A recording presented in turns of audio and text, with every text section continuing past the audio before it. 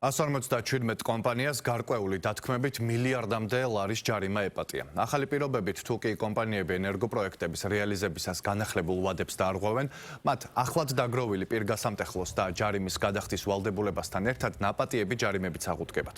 მთავრობის ინფორმაციით კომპანიების ნაწილმა უარი თქვა შეთავაზებით სარგებლობაზე. შედეგად შეწყდება 535 მეგავატის პროექტები, თუმცა გაგრძელდება 1560 მეგავატი პროექტების განხორციელება.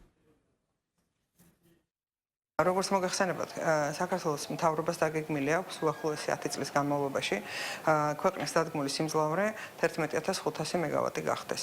ეს გახლავთ ის ძალიან მნიშვნელოვანი, ასე ვთქვათ, წინაპირობა იმისა, რომ ქვეყანა გახდეს ენერგოდამოუკიდებელი და შესაბამისად იმპორტზე დამოკიდებულება ელექტროენერგიის თვალსაზრისით გავანულოთ. მსგავსი ტიპის ღონისძიებები, რაც 2025 წლიდან საქართველოს მთავრობამ განახორციელა კერძო სექტორის დასახმარებლად, სწორედ იმას ემსახურება, რომ ელექტროენერგეტიკული განვითარების კუთხით ძალიან სწრაფად მოხდეს იმ დაგეგმილი ნაბიჯების გადადგმა.